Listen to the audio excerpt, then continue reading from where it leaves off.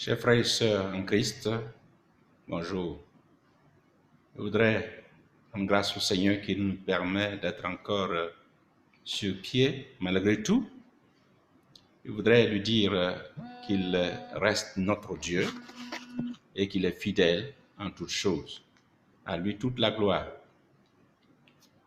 Merci au Seigneur qui permet à ce que, malgré nos confinements, nous restons en contact permanent avec Sa Majesté, le Roi des Rois, le Seigneur des Seigneurs. La semaine passée, nous avions parlé du premier confinement de l'histoire de la Bible, le confinement de Noé, tiré de la Genèse, le chapitre 6, à partir du verset 14, où nous disions que, à cause de la méchanceté ou du péché de la race humaine, Dieu décida de détruire toute la terre. Et par la suite, il va décider de sauver une personne, à savoir Noé, y compris sa famille.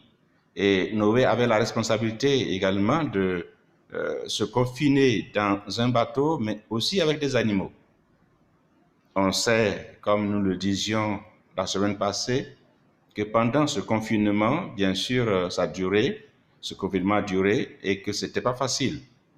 Mais il est bien précisé que Dieu se souvint de Noé et de tous ceux qui étaient confinés avec lui dans l'arche. Et je voudrais encore rappeler simplement cet élément en disant que Dieu se souvenait de lui parce qu'il n'avait pas encore fini avec lui.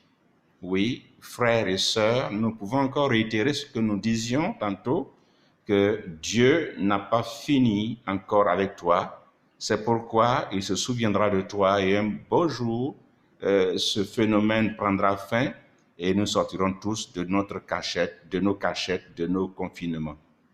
Aussi, nous avions souligné pour 10 ans ainsi que quand Noé est sorti de son confinement, il ne s'est pas empressé d'aller festoyer, d'aller s'égayer, mais il a bâti un autel pour honorer Dieu, pour célébrer Dieu.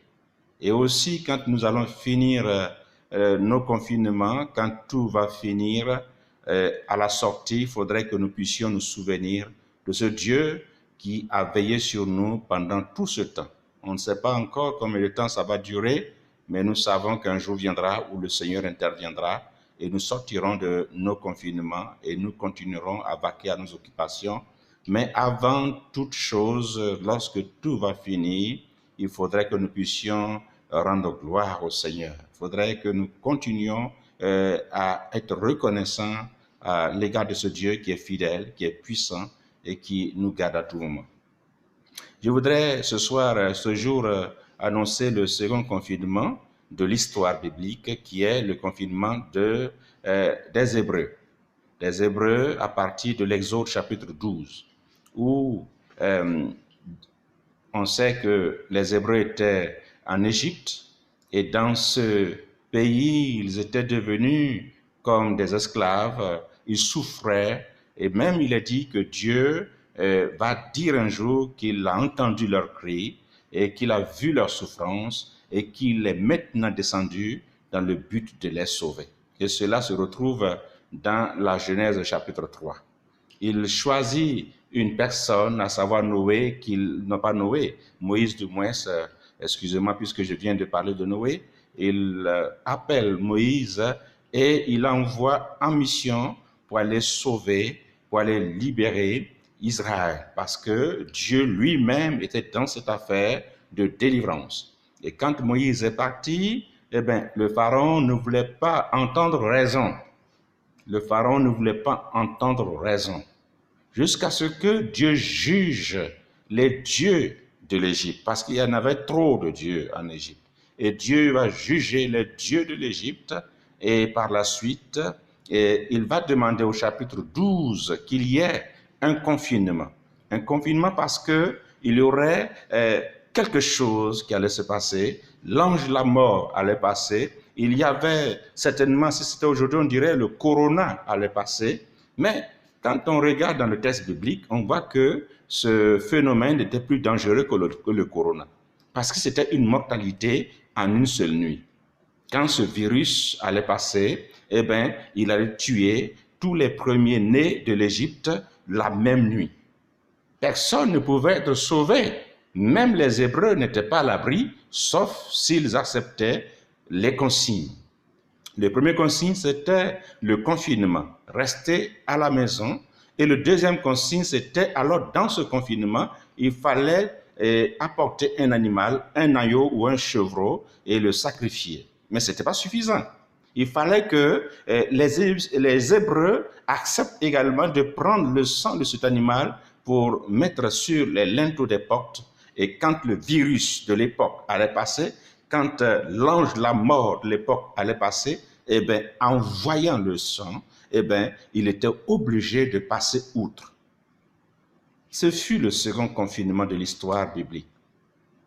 Les Hébreux ont respecté à la lettre les consignes données par le Seigneur.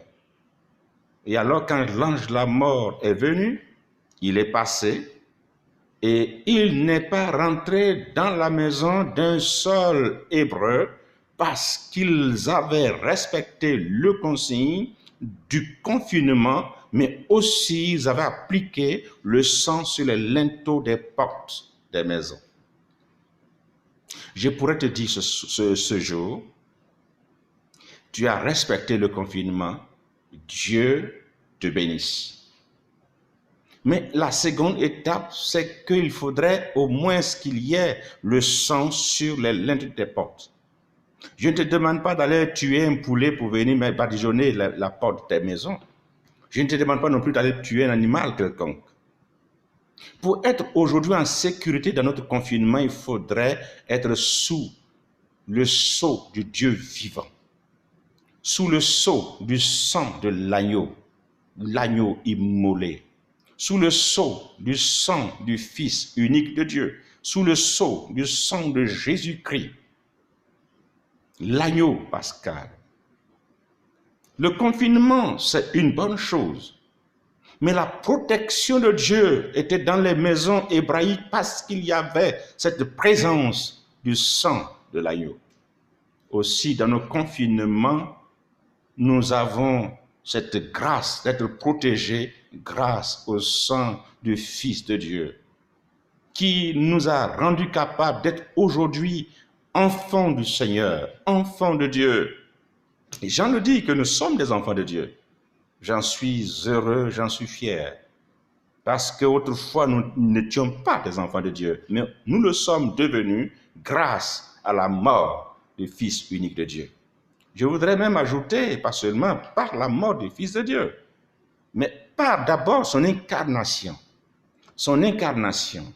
sa naissance miraculeuse, sa venue sur terre, sa vie comme un modèle de vie, son vécu au quotidien, sa mort à la croix du calvaire.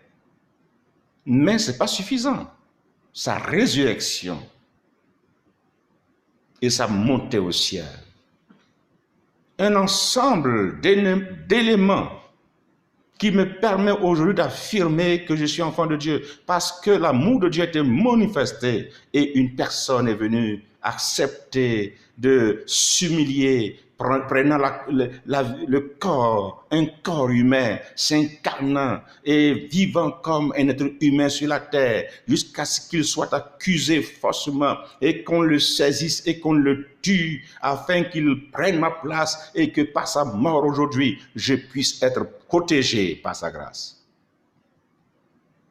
Je pourrais dire que le virus ne peut pas rentrer chez moi parce que je me suis confiné en respect à la parole des autorités, mais il y a le sang de quelqu'un de très grand et précieux qui est sur les linteaux de ma porte. Ce n'est pas les portes de ma maison physique, mais les portes de mon cœur.